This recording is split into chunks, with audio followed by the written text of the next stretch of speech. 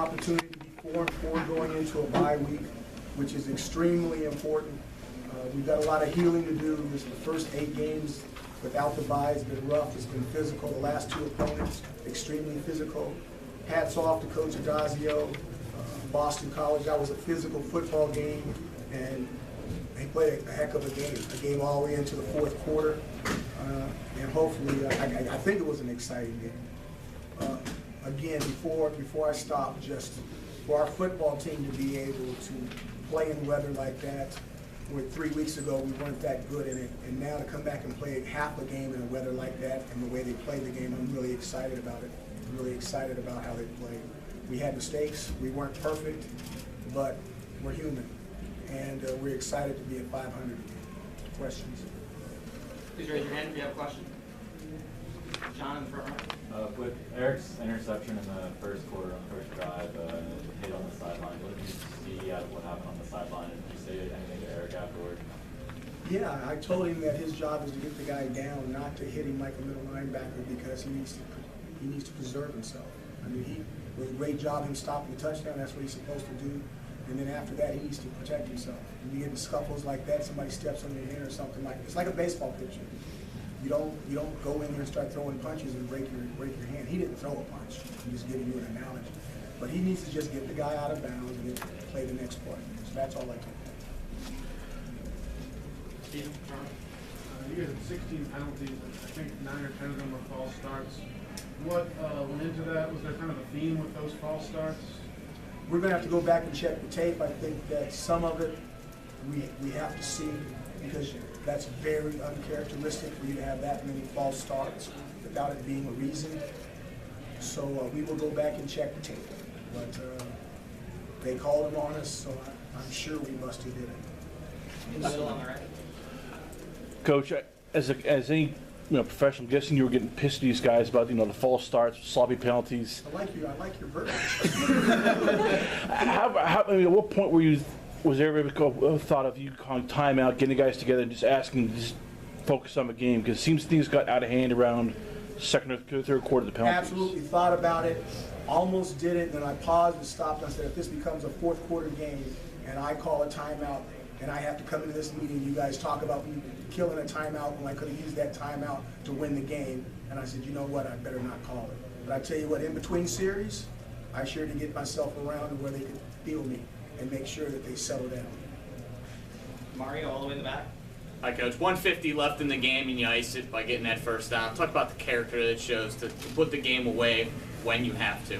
You know, it's big. It really is. Those are difficult times. I mean, the box is loaded.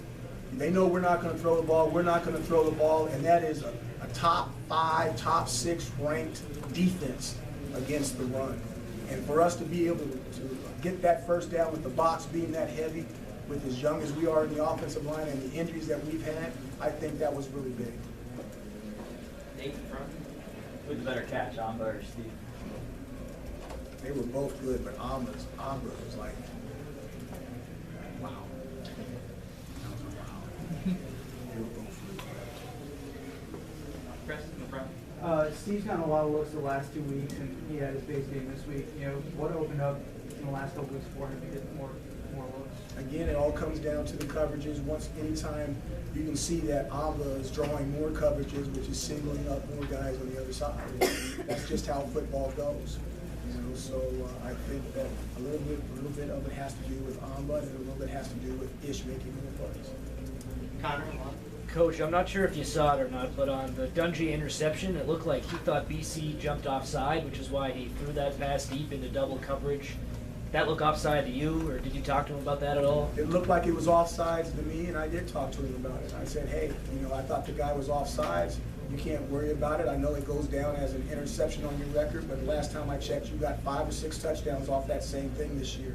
You got to take the good with the bad. front row on the right. Coach, going back to that early skirmish on the sideline, did you talk to Eric about what triggered his reaction there? Was there anything that got him upset? No, I saw the play, so my conversation with him was private, but I saw the play. Okay, I can't talk about it. I'm gonna get fined. So I saw the play. I talked to him. I talked to him about it. On the left, in the middle. By now ranks second for single game receiving yards for SU. So where does he rank for you and receivers that you've coached? He's up there. I've coached over 30 wide receivers in the National Football League, so there's a lot of them. But he's definitely in the top 10. Kate in the back. Hey, Coach. What were some of the biggest challenges in the second quarter, especially with the elements, and what did you learn from your team about how they played today, especially with how Wake went a few weeks Now, ago? when you say second quarter, you mean second quarter, not second half? Or you Second quarter, when it was just pouring and... Yeah, the second quarter was tricky. The water was really coming down. Fabulous question. We made a mistake. I thought we made I'm not going to tell you what the mistake was. You got to figure it out. I thought we made a mistake in that quarter as coaches, and I told the players that. And I said, we're not going to make that mistake again. You can't push the elements when it starts to rain that hard. You have to. There's certain things you can do, and there's certain things that's just not smart to do. We had to pick and choose when we want to do some of those things that were a little bit more dangerous, but it was definitely challenging. That's a great question. Eric's taken a bunch of hits the last few weeks. I think today is 32 or 37, 400 yards. Just, what have you seen from him and his ability to play through that? How impressive did you think he was today compared to other games this year?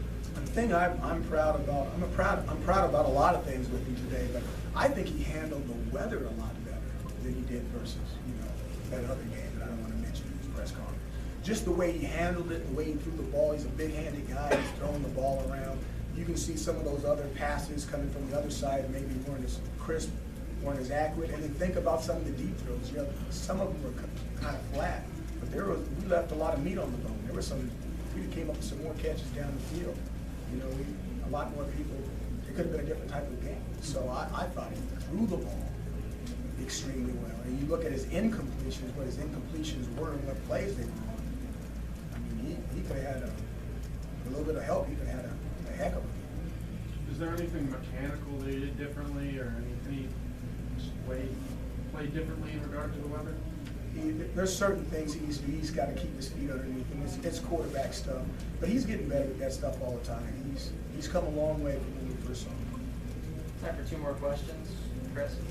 I think generally down the red zone, there are 3 drives they were gave up, and 0 points on the interception, and then 2 drives where you gave up a field goal.